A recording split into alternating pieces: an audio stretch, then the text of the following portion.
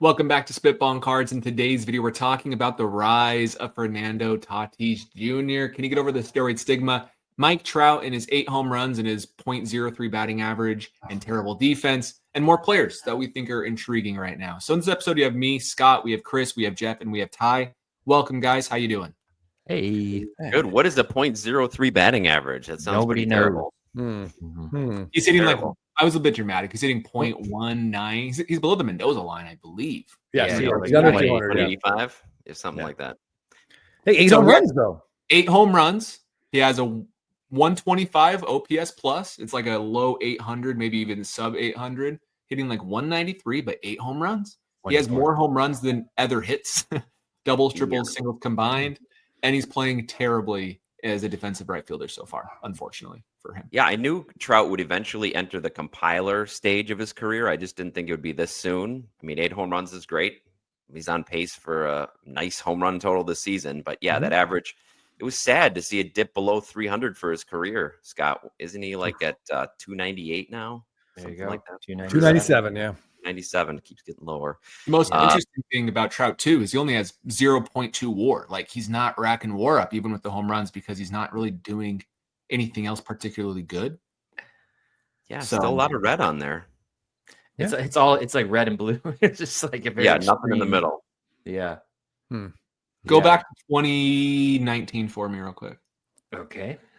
Does this go back? Oh, it does. For some reason, I didn't. Yeah, miss those days, don't you? Yeah, look at that running. It feels like 2019 feels like a lifetime ago for many reasons.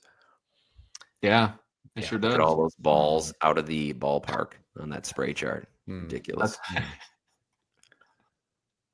More importantly, he's healthy. He's playing in games, and that's the important thing. He's only 30 at bats behind last year's total. It's April 17th. Oh, I did not mean to make myself the full page. Sorry, guys. It's April 17th. We were talking about this before about Chris Sale and how he's looked rather shaky. It's only April 17th, so we can't like overreact. We can't expect Trout to be unhealthy yet. No. Like, there's still time. It's April 21st. Yes, it's April 21st. Yeah. Get out of your time machine. Come from? Scott's actually accounting for like time in the past for recording and posting videos. Right?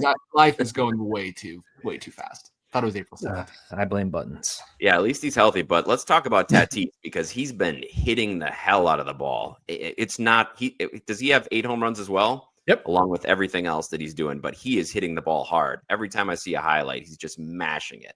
Oh, yeah. Absolutely mashing. Yeah, and if he just singles, he'll steal second right away. Yep. And Ty's showing his baseball savant page, but he's been the elite defender again. So 2 years ago, he was below average or barely average offensively with the platinum glove. The next year, he was a pretty good hitter and a terrible defender. He regressed in right field.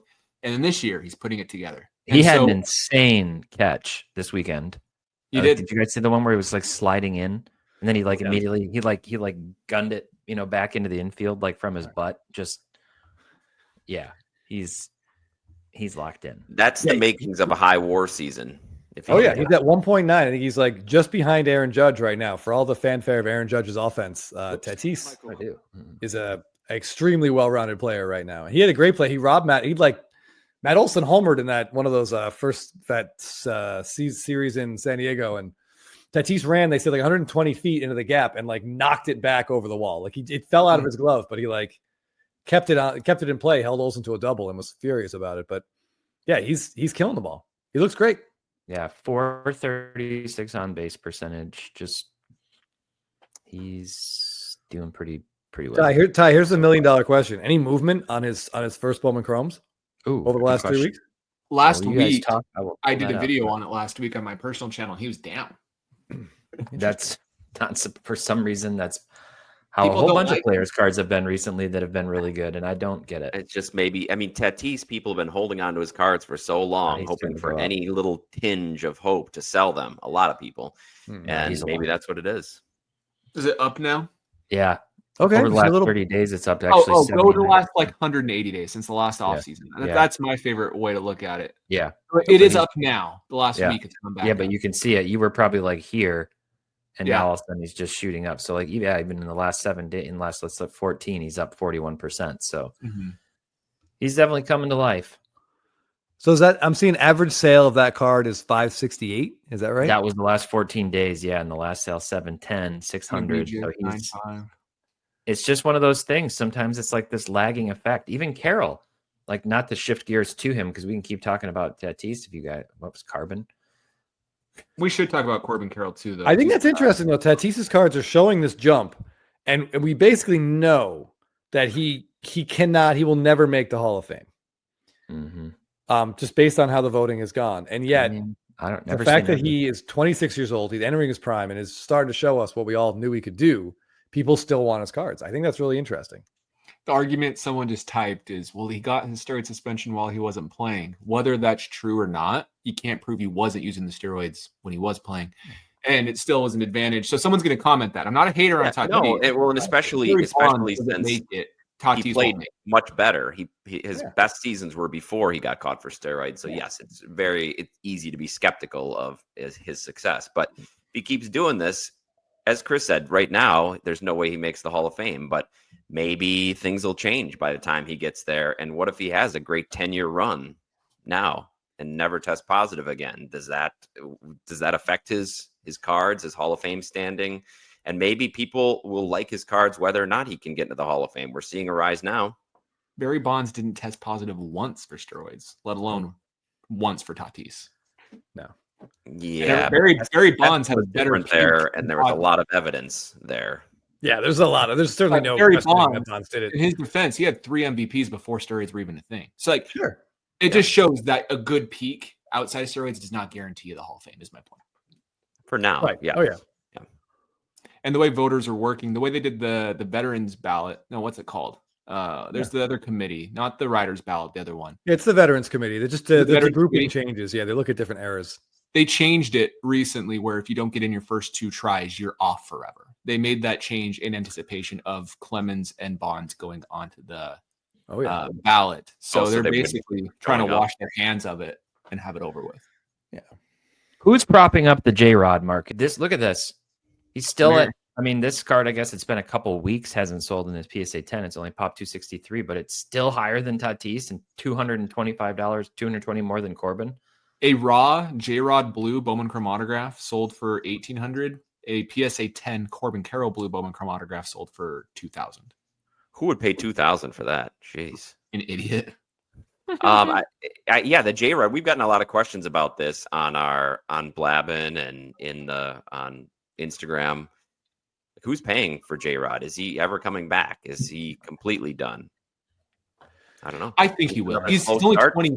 He's only 23, 24. Like it's too early to call it quits. But we saw people like Puig. I've compared him to Puig before, who had a very great first few years before. I remember when people got mad at you for that.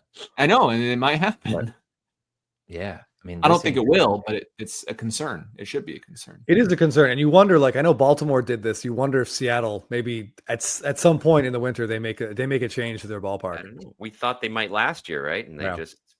Well, they didn't make any changes to any aspect of their team last year. Yeah. There is something like, Scott, to what you just said, that it's like, at what point do we stop making excuses for players?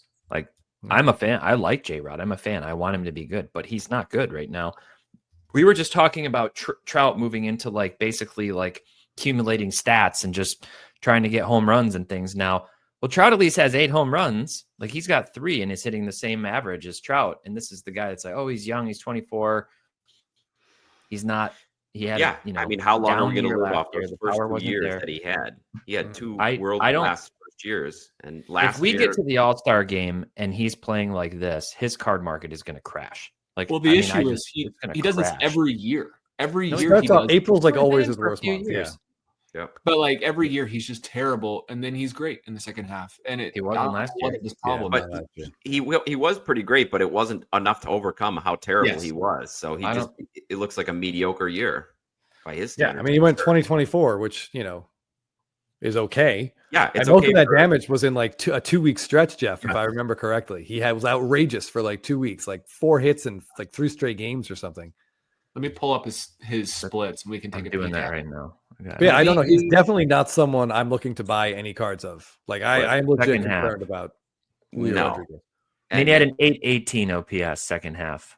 It's but look at his steals. First half, even though he was terrible, he stole 18 bases. Second half, he was good. He only stole 6. yeah, He couldn't put it all together. We only had 46 games, I guess. Yeah, it's not quite evenly weighted, obviously, but yeah, because he got hurt and missed some games too. I don't know. Yeah, he did have like 2 good months last year, is all. If you go back to his months, but he still has 0.64 because he's still a good defender and getting on base. He still has a positive OPS plus, so we just need to see him learn to hit the ball and not just whiff every time. Yeah, look at July. That was pretty impressive. I mean, his last month last year, or worst month last year, June, was still better than his worst start so far this year. So I don't know. What's his OPS right now? So he has the same OPS plus right now as he did all of last year. Oof. 105. But this is like, yeah, and we're like, what, this you're gonna pay? That's crazy to think that a sub 700 OPS is like, I don't above league average. I don't understand how this card isn't down to. I don't Well, know. you said no one stole, like it hasn't sold sold it, right? I think this is one of those guys where people have a lot of money in and they just don't want to let it go. If Phil was here, we could talk about how we wish there was shorting in the market, because he'd be a perfect guy to short. Oh yeah. Yeah, if you look at his first Bowman Chrome non-auto tie, I bet that has been selling. There's a little more liquidity there, and I bet that price is cratering. Yeah, I guess that this one is coming down 32% in the last month. Yeah. Yeesh. Yeah, and he was another guy. I'm not sure who brought it up, but when we did talk about him in the offseason, maybe it was Phil, or Chris, because of the stadium, his numbers were never going to be great. His compiling numbers, even though his OPS plus could be, but it just. Jeff, that was me. Yeah, he's hurt. Well, he's hurt by his ballpark. He's also hurt by like no one around him in the lineup. I know Cal Raleigh, I think, has 8 or 9 home runs, but like he's not going to put up outrageous RBI numbers. He's not going to put up crazy runs scored numbers because that team just doesn't score runs. Yeah. No, and it's all the other guys who are actually playing well compared to him. Dylan Moore is doing well, and oh my God, yeah, J-Rod can't drive him in. So This may be blasphemy. This may be blasphemy, but could the Mariners ever trade him with the contract he has? Oh yeah, a team would definitely take a chance on a revitalization project. Put him in Philly, for example. I'd say this about everyone. Put him in Philly, and I think he'd have great numbers in that ballpark, hitting right in front of Bryce Harper. Yeah, Schwarber's a free agent. They'll have an opening. Would you rather see in Philly Trout or Julio? As a Braves fan, I'd rather see Trout than Julio. J-Rod is a long-term boost to Philly for sure. Yes. Trout would be a short-term boost. And not as much of one, potentially. Any other players you guys want to talk about? I want to go back to Tatis for a minute because I really, really like him as a player. Like, he is really fun to watch. And I think the San Diego fans, if anyone forgives him for the test, it's going to be the San Diego fans, especially if he gets them back into the NLCS this year. I'm not really interested in like his first Bowman autos or even a lot of his rookies. Like he's really lacking rookie variations, which is a bummer for someone like me specifically. He only has that Stadium Club card. But what I'd love to see him get is a couple really cool like autos. That's a card I would go for. Like he doesn't really have a good Stadium Club Chrome auto. He doesn't have a great Stadium Club image yet, but if he gets one this year or next year with a cool image, like a nice walk-off or something with an auto, that's a Tatis card I would definitely go after. And that would fall under the PC percentage. Yeah. If you guys watched our last video or our next video, depending on the order in which we release them. That's my question for all of you is, would you invest in Tatis cards given what you know? Yep. You would type? Okay. Yep. I would say for the most part, no. And in fact, I'm an active seller of some of the bigger and better Tatis cards I have right now. But you're keeping your biggest one, right? I am keeping my biggest one. Yeah. I've got a green Chrome rookie auto of his that I'm keeping. Cool. Because one like that I feel like could be decent in the long term, but the other ones I'm ready to just kind of wash my hands up. All right. I got a question for the three of you. You've got $500,000 to put into a card. Would you rather buy a high-end Julio Rodriguez or a high-end Tatis Jr.? Tatis. I mean, it depends on the flip, but Tatis now. I think Tatis. Sure. I think Tatis. Especially when you show this comparison in prices. Yeah. just don't. Who'd you put His money into? marketability feels like it. The further we get from that test, I think the bigger a face of the potential face of the league he could become. Because people do forget. The Hall of Fame voters won't forget, but regular people forget. Yeah, like Nelson Cruz got caught doing PEDs. People don't remember him, but voters will. Right? It's one of those tough things, but it's tough. It's tough. I like Tatis. What about Tatis or Carroll? Who would you rather put money into right now? Carroll. I put money into Carroll. I like Carroll. Carroll's shoulder's scary. That's the scary thing about Carroll. But other than that, I like Tatis, Carroll. same thing. Tatis' shoulder's a little bit scary too. His was fixed. Carroll and his hip or something, right? And you have a thing there too. I don't know. Those court records indicate his hips are just fine. And let me be if Tatis didn't have the steroid suspension, I'd rather have Tatis between those two players. Well, yeah, but I know it's silly, but I'm just saying people are gonna be mad we're picking Carroll over Tatis. But Carroll has as high of a ceiling, I would argue, now that Carroll's playing good defense himself for the first time in his career, and he's hitting his second half. Corbin Carroll last year, this is a real breakout. If you actually look at Ty, do you want to pull stuff up? Or do you want me to pull it up for Baseball Savant? Corbin? Yeah. I got it open here. I'll pull it. I will take the contrary view. I would rather put money into Tatis. Considering, I will say Tatis long term. Yeah. Carroll short term, Tatis long term. Yeah. But if we look at Corbin Carroll, look at he's 5'10", maybe shorter. He's small. I think he's less than that. His bat speed at 90th percentile is impressive. So it's just one of those things where it's a real breakout. At least it feels that way right now. Yeah, he's 165. 3 of us are bigger than this guy. I've got him on the weight front. Let me go back to one thing. This is on topic for who we were just talking about. This comparison. Okay. This is 2024 and then so far to start this year. So what little there has been so far. 2 different players. And you got a 127 OPS plus, 43 home runs versus 23. And I was just thinking about these, and it's the teammates on the same club. And if I go over trying to think of who won the Gold Glove batting 222, I could not. So we just saw $925 on the PSA 10 Julio Rodriguez. Same year for Cal Raleigh. They're both out of 2019. Cal Raleigh's has popped 69 in a PSA 10. What do you guys think his Bowman Chrome Auto PSA 10 goes for? Pop 69. Just the base Bowman Chrome Auto. $70. $48. $25. Oh man, those are very low guesses. It's spiked up, I think. $235. Wow. There's not very many of them. There's not very many. The auto. Oh my! I didn't hear you say auto. Yeah. So I was like, wow, $25. Damn, I'd be all over that with Cal Where did Raleigh. it start in the end of last year, Ty? Yeah. Cal Raleigh? So this one, Cal Raleigh. Let me actually I'll just do this. It'll make it a little more clear. So he's had some life behind him, but it did dip down on $109. Now all the way back up to 235, and he's having a good start to the season this year. That's weird. That jump was in December. Yeah, I mean, who knows? People probably not a lot of sales, right? They get hyped up. There's only 63 dumper of these. fan. If I do this and I grab the PSA 9, or let's even just look at it raw. Yeah, I mean, it's just now you can see starting to come to life. So that card. We talked about why are Julio's cards so high? Well, it's partially because Mariners fans are so passionate and devoted to their team.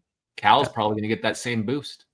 But you're like, would they trade? Would they ever trade J-Rod? I'm like, right now, I think they'd rather get rid of him and keep Cal than the other way around. But, and I think you could make that case just statistically speaking. I want to talk about this guy. Oh, he's warming up. Everybody. He's warming up. Is he warming up? Yeah, he's going to be fine. I have zero concern about Juan Soto. It's fun to watch Mets fans and Yankees fans fight about it, and Mets fans freaking out. That's fun on X, but Soto does this. I have no concern. His year last year with the Yankees when he was hot out of the gate was abnormal. Yeah. I don't think I mean, Tatis, I think, and even Corbin Carroll may have a better chance at MVP this year with how slow he's starting. That always hurts the first month. That matters for narrative and for compiling stats. But it can, unless you have a 1.8 OPS during August, like he's done. Oh yeah, and he'll never be a WAR darling, and he's only had 40 home runs once, and that was with Aaron Judge behind him. There's some things where I don't know if he'll have as good of a year this year as he did last year. because of that. But well, he came out with those comments recently, right? Said something to that effect, and I'm like, you have Lindor hitting before you, and Pete Alonso having like the third best hitting season of the year of any player hitting behind you right now, other than like Judge and Corbin Carroll. So yeah, Lindor is way better than anyone who was hitting in front of him last year. Tatis. I think he was being more complimentary of Judge than trying to denigrate. I think so too. I think that was twisted on him. I think, but yeah, I'm glad to see him warming up. He's not walking quite as much as he did previously. I don't know. His walk rating is still 97. Oh yeah, he's not 99.9 for some reason. What do you guys think about Vlad Guerrero? I believe he's sitting on 1 home run. He hit that first home run, but he's still batting over 300. He's hitting the ball really hard too, but just really hard. But it's back to that launch angle problem, huh? Yeah, back again. He has a 142 OPS plus still, and he's having a good defensive year. He has 0.6. That's crazy. Yeah. Like 142 OPS plus with 1 home run. And a 305 batting average. I still like Vlad. He wasn't a guy I picked. I sold my card to you, Jeff, to buy a different card. It was a Dynasty RPA. Which you like. You like Dynasty now, don't you? After seeing in hand? I like this card. But I like Vlad this year. I like Vlad moving forward, if I'm being honest. So yeah. His teammate Bichette is like leading. I think he was leading the AL in hits as of this morning or as of last night, but also 0 home runs. Yeah, it's so weird. And Santander has been terrible. I know because I've got him on fantasy. Like, is Toronto just that hard to hit in? The Rogers Center? I know George Springer wasn't the same, but he was also older too. I mean, Delgado made it look so small. I don't know. I just always kind of assumed it was a hitter's park, but I guess it really isn't.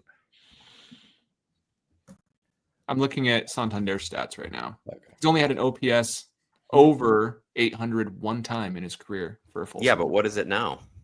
594. Yeah. So that's below I'm average. just hoping for a 700 OPS. Maybe 650. My thing is, I feel like I didn't even care about his OPS. I just picked him up for home runs. I thought he'd be able to hit 30 there. Who else did you want to talk about? I have one other guy. I'm pretty excited about his start. You go. I feel like I've just spaced out and forgot. There were okay, fair enough. James Wood has absolutely looked as good as we all thought he was going to be for the Nationals. Dylan Cruz has been terrible, except for that one game in Colorado. Yeah, all Cruz needed was a trip to Colorado to get him going. But man, James Wood looks great. I keep saying James Woods. My brain really has a hard time taking that S off. Oh yeah. Look at that spray chart. Not exactly a spray hitter, but man, can he hit those bombs? Yeah, he's not pulling home runs yet, but on his spray chart, go to 2024. He does not pull home runs. That's his biggest issue, believe it or not. He pulled 2 last year and 0 so far this year. He does not pull fly balls. He has 2 doubles in the air to the right side all of last year, and probably go back to 2025. Oh, I was thinking he was a right-hander. No, he's a lefty. No, he's lefty. Those home runs. He has 0 doubles down the line. That's who he is. He always goes opposite field. He's 22 years old. I mean, I feel like that's the kind of thing that can change as he gets older. You know, he could probably learn. It's the opposite, right? Usually they have to learn to hit the other way. So maybe it's and it just might be his approach. And if it works for him, it works for him. Just get him on the Red Sox. Tony Gwynn, Ichiro type.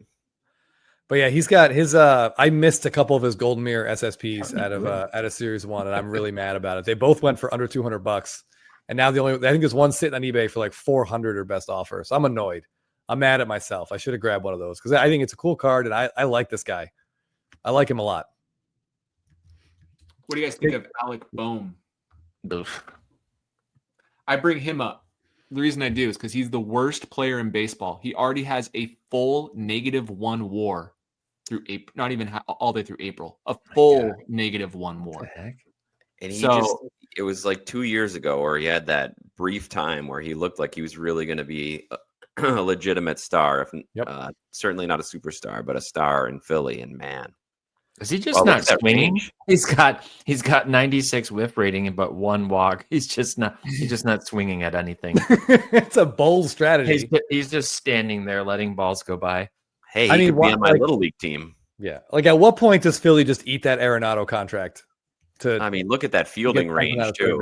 Yeah, is his arm strength not even on the chart? He doesn't make any throws. He doesn't swing at any balls. Doesn't make any throws. Not thrown the ball all year. Oh my gosh! But I'm gonna steal the screen from you, Tyler. Time for him to cut his hair and try a new look and a new. Oh my God, you're right. -1.1 WAR. That is unbelievable. It's unbelievable for this early in the season. That's Who had the lowest WAR in all of baseball last year? His OPS plus is 33. I think Devers was higher before he got a hit. He might have been because he at least walked. He walked like 6 times before he got a hit. Brian De La Cruz was the worst qualified player last year with negative 1.2. Bohm is already at negative 1.1. That's hurts, man. Not great. All right. No, I mean that's he got benched in the playoffs last year. What's his contract? Yeah. But he's young. I mean, I don't think he signed an extension. I could be wrong. I don't think so. I wouldn't say he's young anymore. No, but I mean, like, I don't think he's 1 year, $7.7 million contract. Yeah, so he was through arbitration. Yeah, well, and even this 3 WAR season last year, this was because he had a good April. If we go look at him, he had a good beginning of the year. Ended up with almost 100 RBIs. I wonder how many of those were in the first half. Like, look, he had one good month, like one elite month. Like, obviously, this is not bad, but one very good month in his career, basically. Yeah, he's been bad. That's crazy. Like, I knew he wasn't great, but I didn't realize he'd been that bad. Philly's gonna have to. They're a World Series like contending team. They can't ride that out for much longer. I wouldn't think. Well, that's why trading for Arenado doesn't seem like a great idea because he's also old. He's old, but he's at least he's going to play defense. Like his numbers aren't bad. I think he's the top free agent hitter in our fantasy leagues, Jeff. Yeah, he's sitting at the top of both leagues, both free agent lists. He's not worse than that. He's definitely better than minus 1.1 more. OPS plus. I'd venture to say every player in baseball is, but let's talk about each of these players' cards really quick. Okay, so Alec Bohm, I think it's Bohm. He was the biggest prospect or player in 2021 Series 1. Him and Joe Adell. That class. No, and was that Christian Pache, Dylan Carlson, Ian Anderson. That was a garbage rookie class. Yeah. Big dud class because they're supposed to be a great rookie class. It's supposed to be deep. So Series 2 had Skubal, right, Ty? I think Skubal's in Series 2. Yeah. I think Jazz Chisholm and Skubal are there too. Those are like the two guys that were worth anything. But that is like a warning for anybody. I think we forget because we see like some classes like 2018 and even 2022 with Witt and Julio both being relatively good, right? Is that does not happen all the time. If you go back to like the 2000s, there's like no good rookie classes to collect from the year like 2003 to 2011. It's so strange, So rookie cards. 2024 looked incredible for a Series 1. Looked awesome on paper, right? And now Evan Carter's in AAA. Like completely forgot how to hit a baseball. But De La Cruz is still propping that one up. I got one more here. You guys want to keep talking about? No, we're good. What's your player? Yeah, who do you got? What do you think of this profile? Wait, he has 14 batted runs already, and who is this? This is a guy you guys. No, this is a guy you guys all like to discount every year. Oh, you're talking about Pete Alonso again? Bang, Billy Butler. Pete Alonso's just old for baseball cards. That's the issue. Old? Oh my gosh, Pete Alonso's a good baseball player. Yeah, I mean, I don't think that 350 average is going to hold up, but it doesn't really matter. He's going to put up big numbers. He's a great player for that lineup, and his cards are still not going to be worth anything. Yeah, he had a rough time for like haters like you, Jeff. He did here. 2 things about Pete Alonso. One, I love his home run derby energy. I think that's just really fun. Players who enjoy any aspect of the game people like hate on him for that, and I never understood it. Like, no way. I loves the home run derby. Let him be in it, and it's energetic and it's fun. Yeah, what's the problem? He also has one of my favorite baseball cards of all time. His 2020 SSSP. Yep. There's just a picture of a polar bear, and it's got the gold cup on it. One of the best recent moves by Topps. Yes, no notes. Perfect. I know why Jeff hates him. Last year there was a bit of a sour moment that occurred with Pete Alonso. It was like his career-defining moment. Yeah, but apparently one that everybody will forget. Except Devin Williams, because he's carrying that thing with him. Yeah, dude, what happened to Devin Williams? Yeah, Brewers won the trade. Everybody was talking smack. I liked it from the beginning. Now Durbin came up, 2 hits in his debut. Love it. I always assume that the Milwaukee front office knows something other teams don't. When a trade like that happens, it's just like, well, seems one-sided, but it probably isn't. Like they're ahead of the curve. Closers, they just. I thought it had the gold cup. It doesn't, but still, that's just an awesome card. Yeah, here's his true SSP from that. Yeah. There is I got to show you a different card that always throws me for a loop every time I see it. me see if I can find it real quick. I think, what year is that? Yeah, this. Every time I see this card, you'll know which one I'm talking about, Chris. I think it is. It's not this. I'll come back to him. Okay. I always think this is Pete Alonso, and it's Evan Gaddis because. Oh yeah, the Stadium Club. Yeah, because he's got the like polar bear around him, taxidermied. But anyway, what about Kyle Tucker? Oh, that's a great game. Yeah, Cubs got to be feeling pretty good so far about him. Yeah, and someone's staring down the barrel of like a $500 million contract potentially. I mean, can we just put this guy in pinstripes now? Because boy, that feels like it's bound to happen, doesn't it? I think he could sign an extension with the Cubs. Yeah, I hope he does. I'd love to see him stay there. But he'll be Kyle Tucker. He's going to be. Can I share my screen time? I want to look at his 1 year, $16.5 million right now. By the way, last year of arbitration. Yeah. So here's Kyle Tucker. 1.1 WAR, 188 OPS plus. He has a career 141 OPS plus, which is like about Bryce Harper's career OPS plus, by the way. Mm-hmm. But the issue with Kyle Tucker is he just like even last year he was having an MVP type season, but then he got hurt. Yeah. Mm-hmm. But he has 1, 2, 3, basically 4 straight 5 WAR seasons, and he is going to get paid. If we go to, but we actually can even see like no 2 30 home run seasons, but barely. But if you go to like WAR graphs, this is a fun thing on Fangraphs that you can always mess with to compare players. We can type in Kyle Tucker versus someone like another borderline Hall of Famer like a Joey Votto, right? Let's type that in real quick.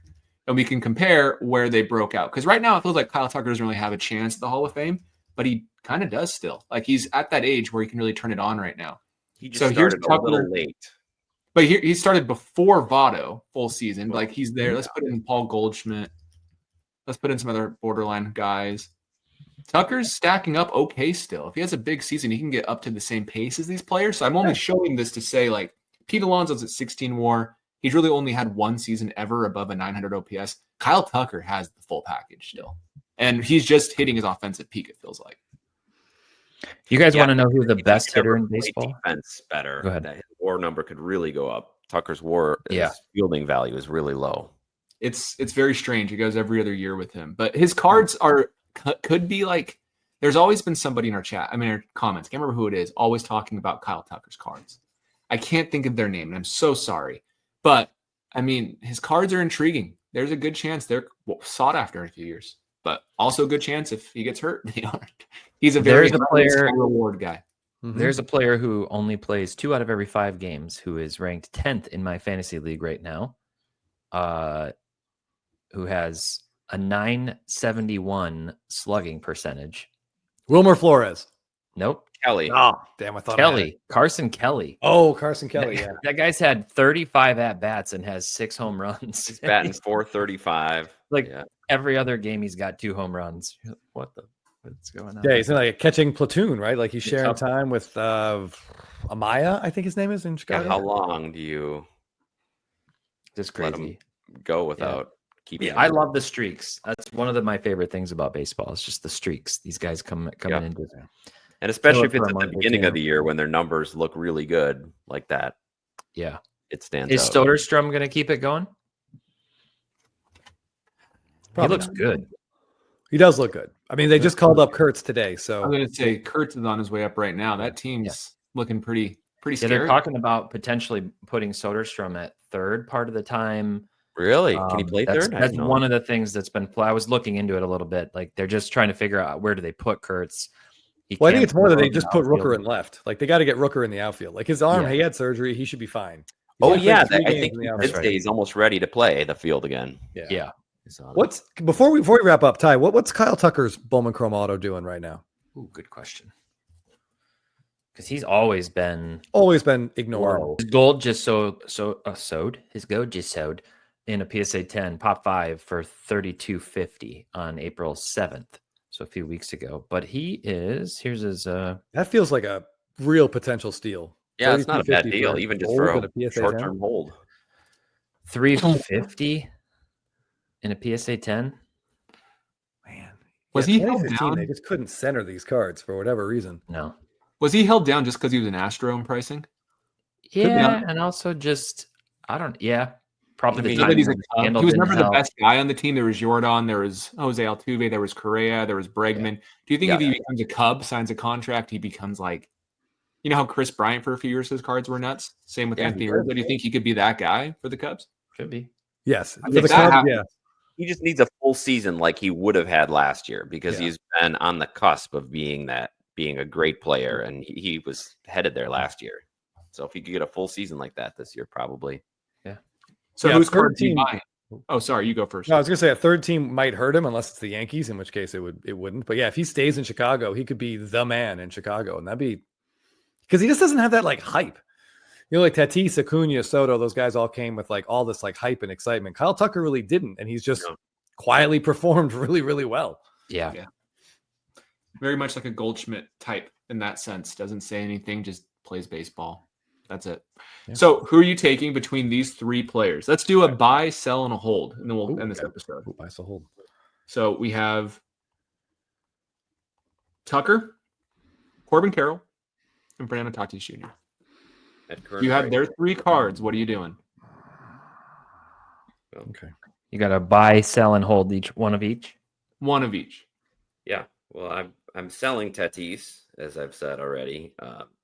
At this juncture, I'd be holding Carroll and I'd buy Tucker. But those last two could be flipped, but that's what I'd lean towards. I agree with that. I'm buying Tucker, I'm selling Carroll, and I'm holding Tatis. I'm selling Tatis. I'm holding Tucker, and I'm buying Carroll. Wow. As always, Scott, you and I don't line up on anything, and I love how that is. We both do fine, just in different ways. Both seem to be doing okay, yeah. That's up in the air. Debatable. Raptor. See what other injury updates I get on my phone as we keep going here. Yeah, I was actually expecting you to tell me that Acuna's out the rest of the year. The way this is going, I wouldn't. Broke his ankle like skateboarding with his friends, and he's just watching TV, blew out his neck or something. I don't know. Yeah, he was watching TV, deep vein thrombosis. It's all. He was so upset about Snitker not benching Kalanick that he jumped off the couch and broke his ankle. Hurt his thumb tweeting. Yeah. Hey, can we talk about a couple of players coming back from injury? Right, we have Acuna. Great to get him back. Is Shohei ever going to pitch again? Because that was the. I keep seeing them pushing it back. They're saying we want to have him ready for the postseason. We're not going to see him until like September. I think they said Dave Roberts said his best guess would be around 2 months, and he said that like last week. Yeah, so I think like All-Star break type. If he doesn't pitch until August, though, do you think that hurts his baked-in card values where they're at right now? No. Not if he keeps this pace up. I mean, he's not doing outstanding, but his numbers. What has he got? 6 home runs, 5 stolen bases. Yeah, he's doing pretty well. Still 40. He makes a postseason start, throws like 5 or 6 good innings, and hits a home run in the same game. Then all bets are off. I'm interested. Okay, last question. So we have in the NL. I'm going to pull up Fangraphs. We're going to look at the NL WAR leaders, and we're going to predict the MVP from what we have sample size. I'm gonna point one thing out. This is just like a passing comment. We talked about O'Neal Cruz like 2 weeks ago, and he's got 3 home runs in his last 5 games, and is all of a sudden like climbing the fantasy ranking boards. Yeah, and he's still got his 8 stolen bases. He's missed a couple games because of injury too, but he's still putting up big numbers. Yeah. All right, hitting the ball really, really hard. Who's the MVP? We talked about Nolan Arenado. He's at 1 WAR right now, hitting 288, 135 WRC plus. We have Tatis, Carroll. Those are 2 contenders. Do we think Pete Alonso's a contender? Ty does. Wow, he's at 1.5 right now. Are we I going don't. right now? Not right now. I wouldn't. I mean, he would be in the mix. I don't think he would win it. I think now he's in the mix. I think right now somehow it feels like it would be like if there were a top 3, it would be Tatis, Carroll, and Tucker. Feels like what the top 3 would wind up being. But then we still have down here Bryce Harper's waking up early this year. By the way, he usually has slow starts. He's having a good start to the year. Yeah. Then we have Mookie and Ohtani down here as well. The NL's pretty stacked. The NL is pretty stacked. Just gloss over Bryce Terang there. Shows Jeff some respect. Yeah, And Bryce really, Terang. there's a couple Brewers on there. Let's jump to the AL real quick. Yeah, I think if the voting was today, I think Tatis wins it. Yep. Agreed. Yes. For sure. The AL's quite different story. It feels like Cedric Mullins. Oh, Cedric Mullins to the moon. Yeah. Cedric Mullins. This is like vintage Cedric Mullins. A few years I was ago, looking at him. I got to see what round he even went in my league because there was a point where I was staring at him like, he's not going to be worth anything. I just kept going.